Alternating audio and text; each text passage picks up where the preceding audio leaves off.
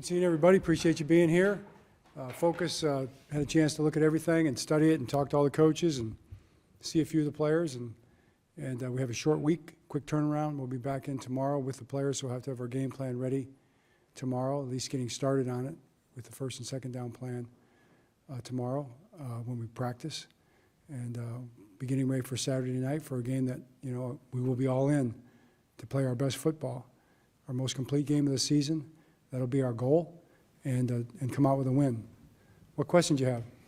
John, do you have any updates as far as Lamar and his back? Yeah, I was just.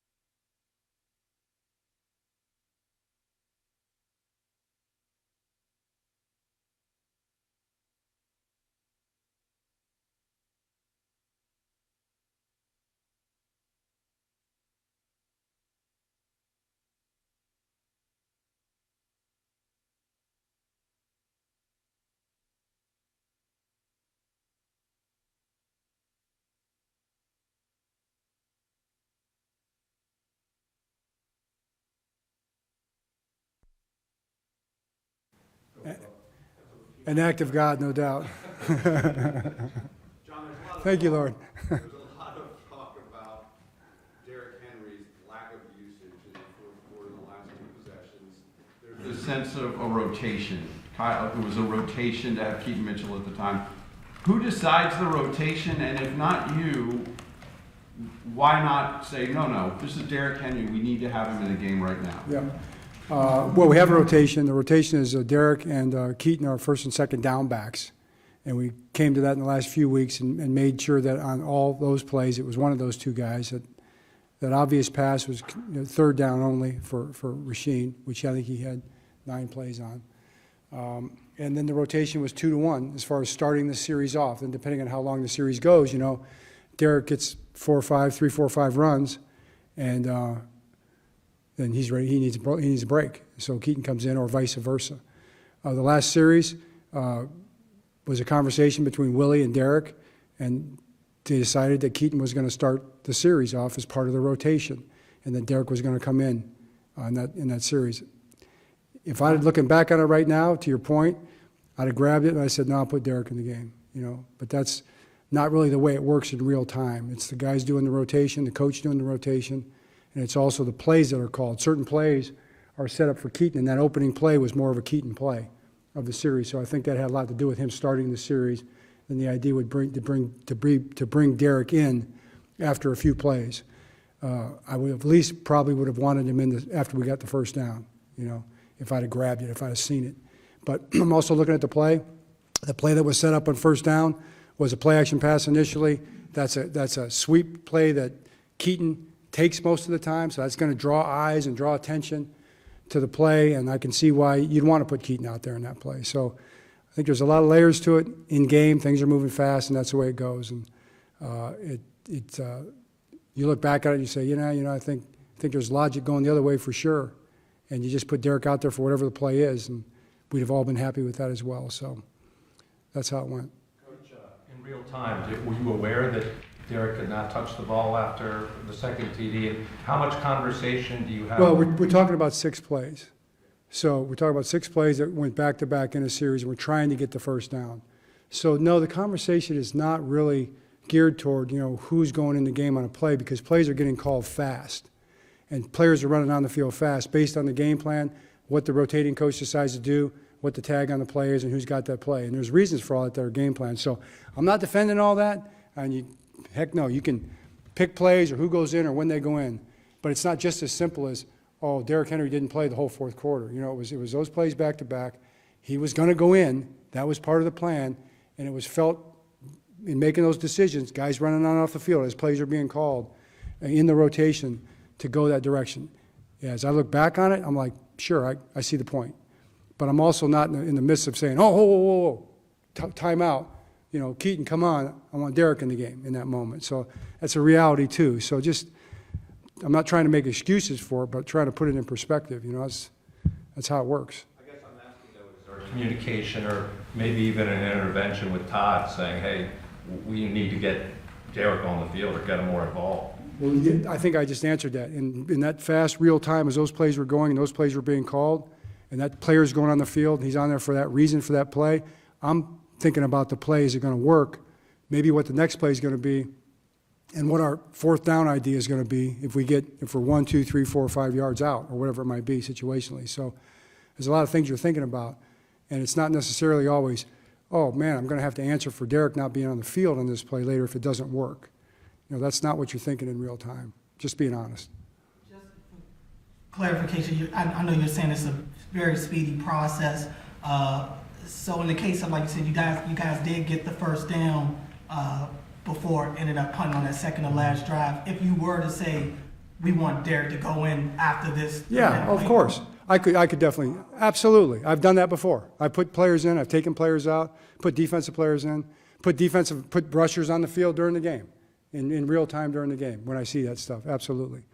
But I knew what the play call was, and there's a check, it was actually a check with me play, I knew what it was, and I knew the idea was to mark the ball over the middle off a fake toss sweep that Keaton's been running pretty effectively, and that they think he's an outside runner, and that they're going to run to that play. And then the defense itself, the look checks us out of the play. So, you know, there's a lot going on. There's a lot of layers to it. On a fundamental level, though, isn't the thought, at least for a lot of people, is Derrick Henry was signed to be in the game at that time, at this times of these games. Yeah. I'm not arguing that. That's why I'm saying if I look back on it now, I'd rather have him out there. Absolutely. I'm not arguing that at all, on a fundamental level. On the other side of the ball, I mean, when we talked to Kyle Hamilton after the game, he said it got to the point where we knew that Drake May was going to drop back and throw on almost every play, and yet he's still able to propel them down the field on those 2 touchdown drives. When you look back at it, why was he able to be that successful on those drives? He made a lot of good plays, and we didn't make the plays we needed to make. I mean, we had opportunities. You know, we had the ball in our hands a couple times. We had a chance to bat a ball down in a critical situation. We had chances to sack him in the backfield. We got him sometimes. We hit him sometimes. Sometimes we hit him. We got there and the ball was out and guys made great catches. I mean, all the plays you saw in the game are the things that I saw, you know, and that's why. It's what you saw transpire during the game, and that's what happened. Have you had a chance to talk with Mark about that play where he kind of just laterals the ball? That he kind of talked about what went through his mind at that point? Yeah, he said he made a mistake. He said it wasn't a smart play.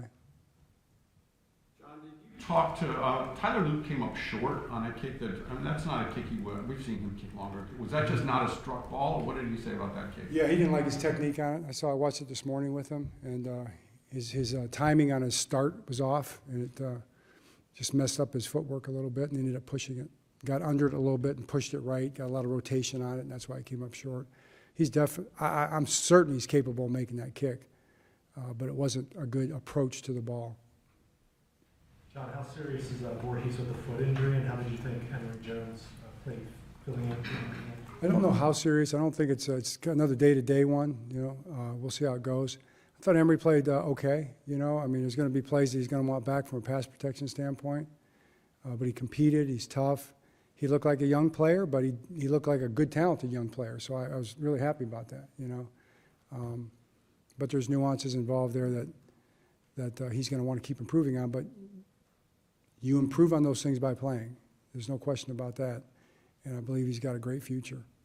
John, maybe say someone like Zay, who's, you know, you want him to stay confident, but the ball security issues continue to kind of linger with him, you know, just as a young player. How do you kind of coach him through that? We had a conversation during the game, you know, about some of the plays he was making, and he was doing well. After the game, happened, the last play or two of the game, I haven't had a chance to talk to him about it yet. I didn't see him in the locker room with all the media stuff going on. But I'll talk to him in a sense, you know, just like I did the last time and the time before, about trying to build in, you know, the idea that, you know, practice makes your habits, you know, and you've got to continue. And nobody practices harder. The thing about Zay is he works really, really hard at practice, and he focuses on those things. And yet, man, the ball gets punched out, you know, from a blind spot. So we just got to keep on working on catching it, putting it away, and getting upfield and protecting the football. When you're in traffic like that, when you're what we call a catch and run, puncture type situation in the middle of the field, that seems to be where the issue is. So, or going to the ground, that's the other issue.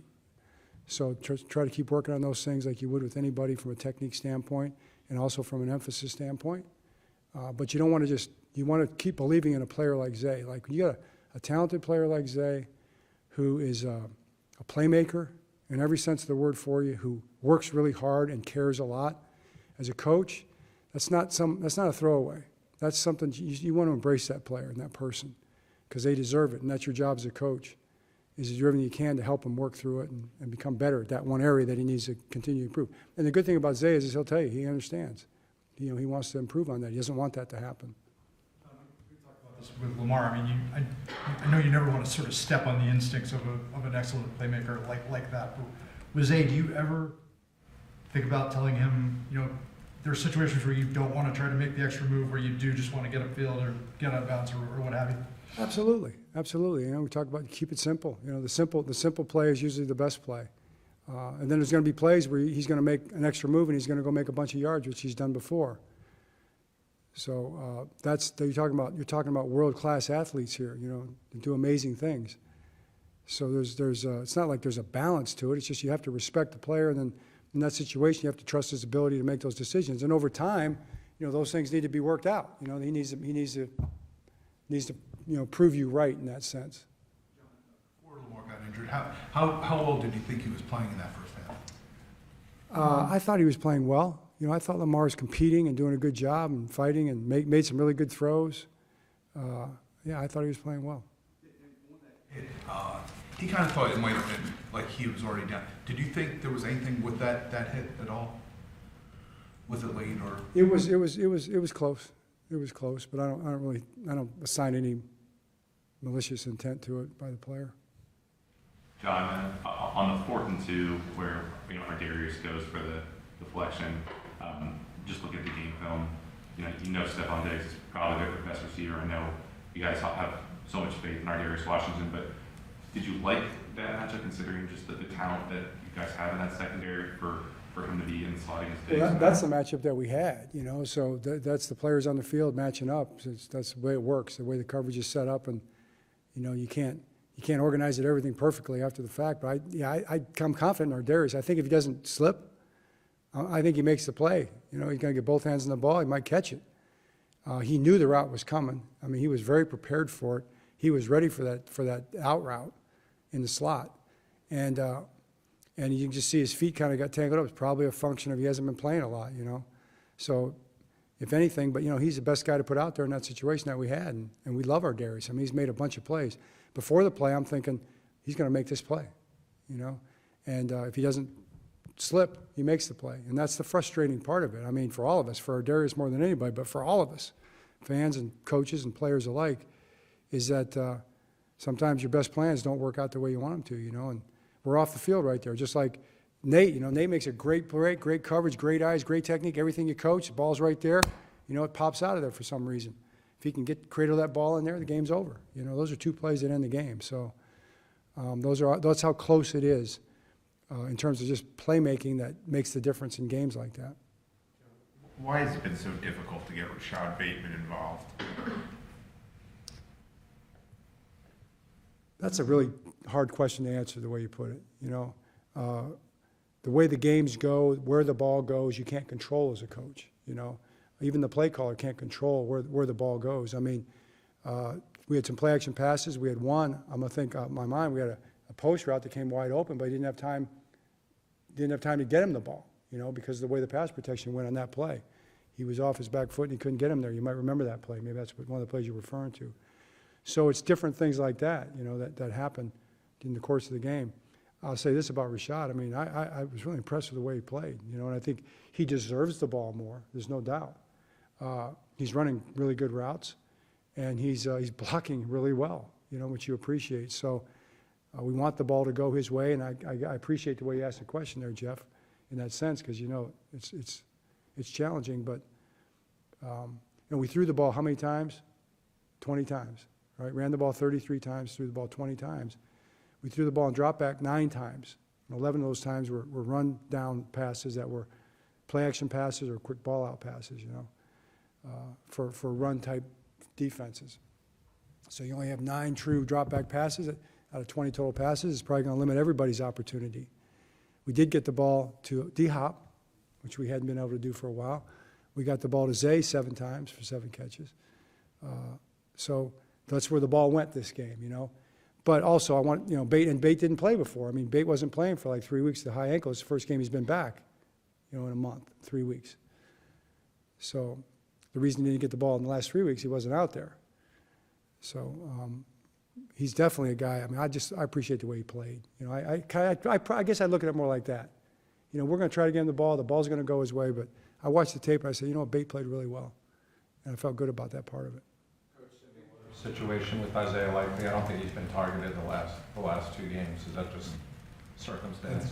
I think so. You know, I mean, he was targeted against Cincinnati, but we couldn't get the throw off. You remember on that first down play where he ran the wheel route. So it's really the same answer.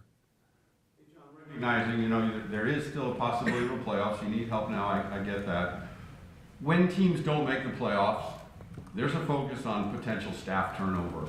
Do you have any fear for your own job security here, or do you anticipate being here next year? Yeah, thanks for asking that question, Bo.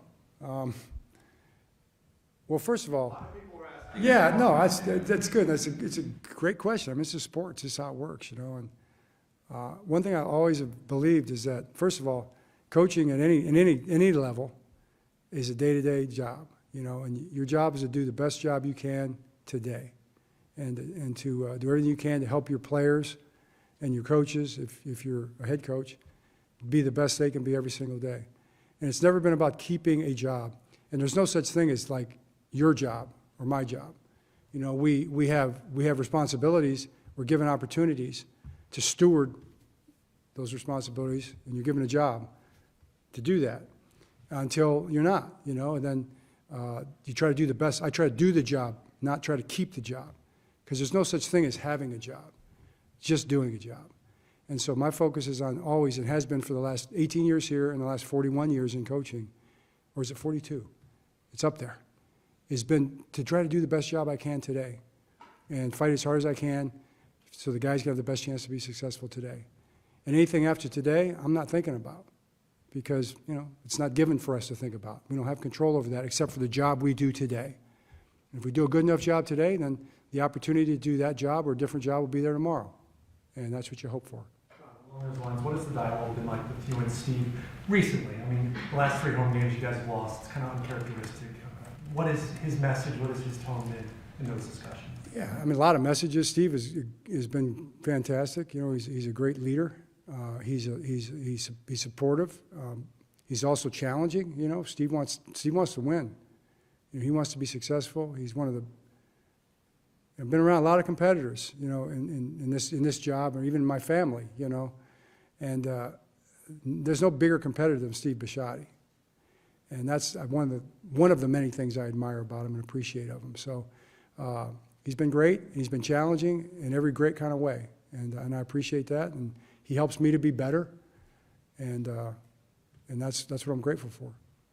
In those discussions, have there been talks about the future? Has there been any kind of assurances or anything like that? Now, the future is today. The future is the Green Bay Packers. I mean, that's what we're looking at. Hey, Coach, before we go, the mic wasn't working. Could you just do the update on Lamar one more time for the TV cameras, please? Take 2. Wow. John, do you have any? John, do you have any on Lamar? His back. Lamar has a back contusion, painful, certainly. Saw him in here getting treatment this morning and this afternoon early, and he'll be working. He's been classified as day-to-day on that. Nothing beyond a contusion, but I don't want to minimize the severity and the pain level of that because it's legit, and that's where it stands. Thanks, Coach. Okay.